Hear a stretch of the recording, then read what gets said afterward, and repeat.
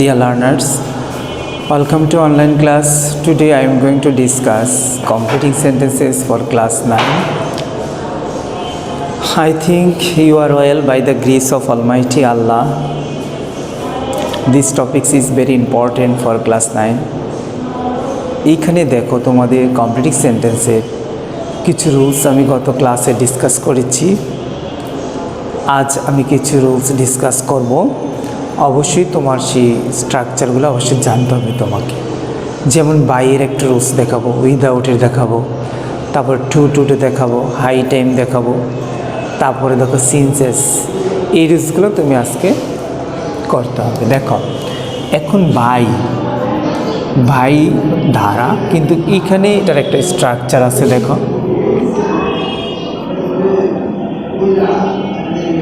স্ট্রাকচারটা হলো by plus noun বা যদি না বলো তাহলে বলতে পারো জিরান্ড ফ্রেজ, যেটা হলো ভার্ব প্লাস আইএনজি বসবে, তারপর তোমার একটা সাবজেক্ট বসবে, ভার্ব বসবে প্লাস এক্সটেনশন বা আদার ওয়ার্ডস বসবে। এখন দেখো এই রুলস অনুসারে আমি দুটা এক্সাম্পল করব।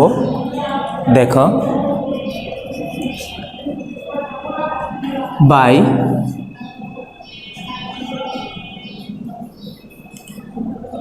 by reading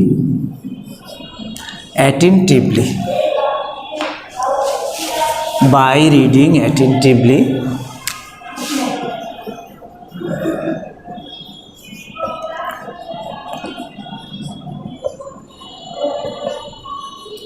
এখানে তোমার কমপ্লিট করতে হবে সেন্টেন্সটা। আরেকটা দেখো we can live well by. তো আমরা এই রুলসটা জানি যে বাই প্লাস নাউন বা জিরান ফ্রেজ, ভার্বের সাথে আইএনজি প্লাস সাবজেক্ট ভার্ব। তো নাউন আমার এই যে বাইয়ের পরে ভার্বের সাথে আইএনজি জিরান অ্যাটেন্টিভ। এর অর্থ কি? মনোযোগ দিয়ে পড়াশোনা করলে কি করব আমরা? সাবজেক্ট দিবা উই, ভার্ব দেওয়া we can do well in the exam. তাহলে আমার এই স্ট্রাকচার অনুসারে আমার হইল। এবার we can live well by, তাহলে বাই প্লাস নাও, হ্যাঁ কী করতে পারি? By drinking clean water. এইখানে দেখো ডিয়ার লার্নার্স, বাইটা সেন্টেন্সের প্রথমে হইতে পারে, পরেটা কমপ্লিট করো, বা তোমার বাইটা সেন্টেন্সের মাঝখানে বসে শেষে তোমার জিরান রূপটাও তোমার লিখতে হবে। তাহলে কি হলো? By reading attentively we can do well in the exam. আর এটা হলো কি? উই ক্যান লিভ ওয়েল, আমরা ভালোভাবে বাঁচতে পারি বাই ড্রিঙ্কিং ক্লিন ওয়াটার, যদি আমরা পরিষ্কার পানি পান করার মাধ্যমে। তাহলে দেখো বাই যেরকম তোমার রুলস আসে তেমন উইদাউট দিয়েও আসে। তাহলে উইদাউটের স্ট্রাকচারটাও সেম, জাস্ট উপরে একটা সাবজেক্ট ভার্ব নট ইউজ হয়। দেখো তাহলে কি এটা উইদাউটেরটা বলবো এখন উইদাউট। এইখানে দেখো উইদাউট, তাহলে আমি উইদাউটের কয়েকটা এক্সাম্পল লিখি। দেখো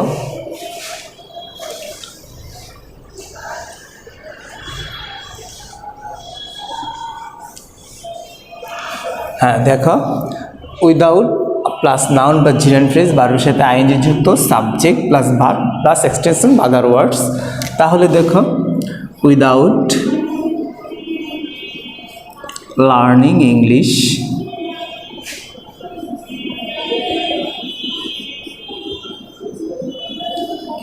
তারপরটা দেখো উইদাউট ওয়ার্কিং হার্ড,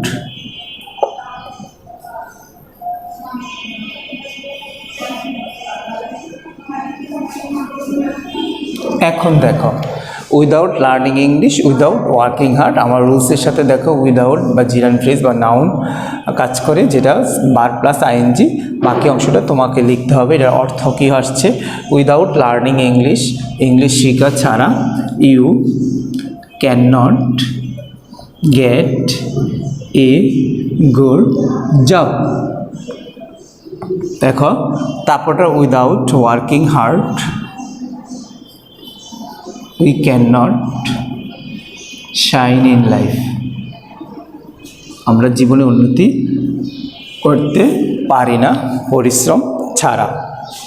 তাহলে দেখো ডিয়ার লার্নার্স, তুমি এখন বাই প্লাস জিরান বা উইদাউট প্লাস জিরানের রুলসটা দেখলা, সেই স্ট্রাকচারটা তুমি লিখে নাও। সেম স্ট্রাকচারই, জাস্ট ওইবারে নট ইউজ হয়। এখন দেখো তোমাকে যেটা লিখবো সেটা হলো টু যে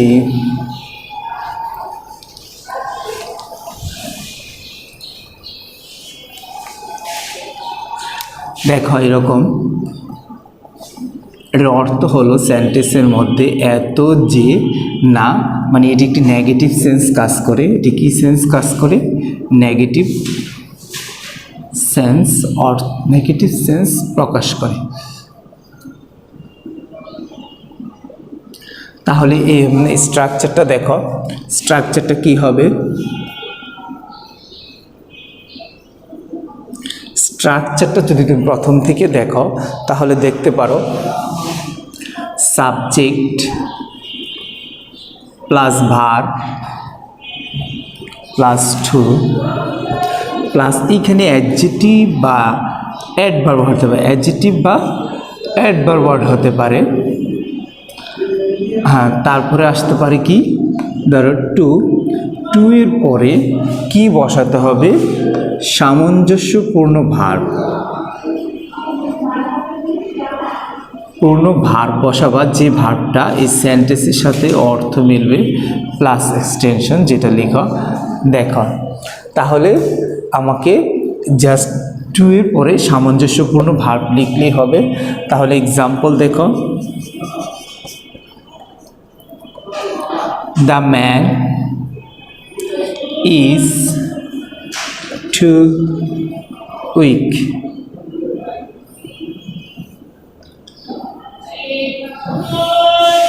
পরের এক্সাম্পলটা দেখো, ইট ইজ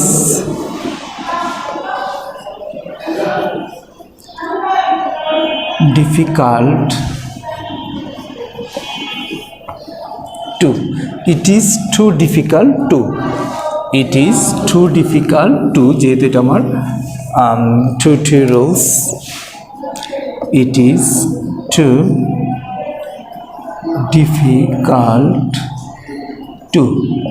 এখন দেখো তোমার এই রুলস থেকেও তোমার দেখা যাচ্ছে যে কমপ্লিট সেন্টেন্সে পরীক্ষা আসে, যেমন সাবজেক্ট ভার্ব টু, তারপরে একটা অ্যাডজেক্টিভ অ্যাডভার্ব, তারপর টু দিয়ে এই সামঞ্জস্যপূর্ণ ভাবটা তোমাকে লিখতে হবে।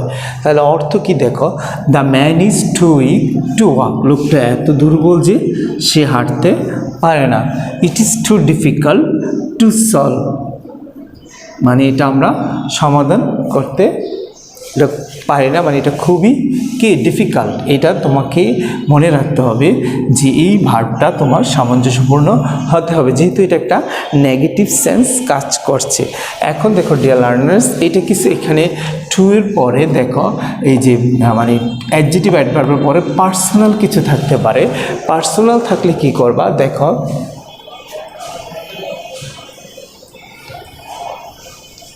যদি পার্সোনাল থাকে তাহলে কি করবা দেখো, the load is too heavy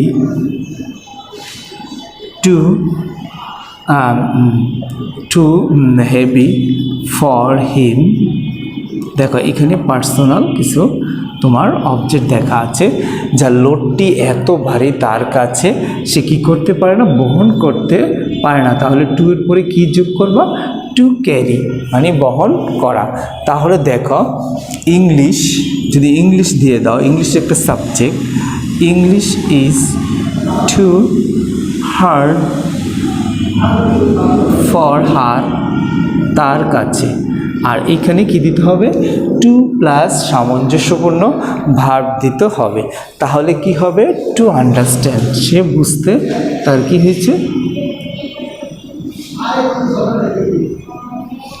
দেখো তাহলে তোমাকে এইখানে পার্সোনালও থাকতে পারে, পার্সোনালটা এইখানে আসে আর কি, যে পার্সোনাল এয়ারটা। তাহলে তোমাকে এইভাবে তোমাকে এই দুটো রুলসের মধ্যেই টুটা আসে, পার্সোনাল দিয়েও আসে বা পার্সোনাল ছাড়াও আসে।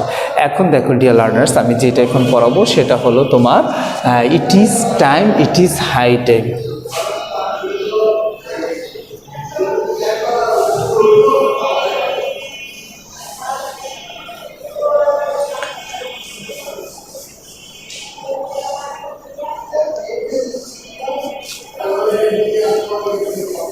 দেখো এখন করাবো আমি যেটা, দেখো ইট ইজ টাইম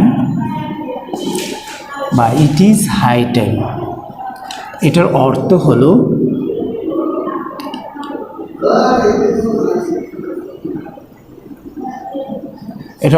হলো কি বলতো, সঠিক বা উপযুক্ত সময় ইতিমধ্যেই শেষ হয়ে গেছে। কি হবে? সঠিক বা উপযুক্ত সময়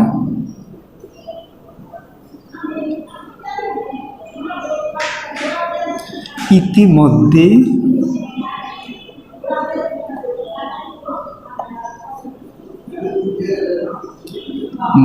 পার হয়ে গেছে, মানে শেষ হয়ে গেছে আর কি,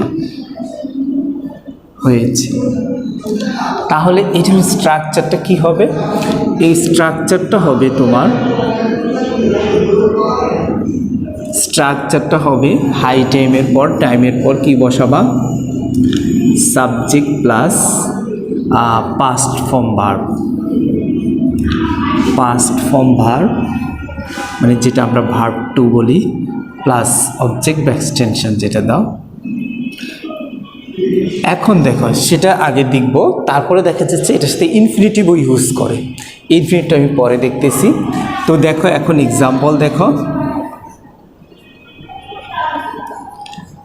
ইট ইজ টাইম,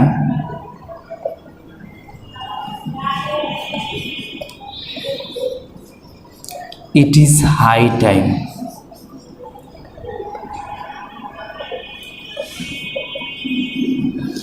এখন দেখো ডিয়ার লার্নার্স, আমি যদি এই স্ট্রাকচার ফলো করি তাহলে কি যোগ করতে হবে? সাবজেক্ট প্লাস ভার্বের পাস্ট ফর্ম। তাহলে হাই টাইমের রুলসটা দেখো, কি করতে হবে?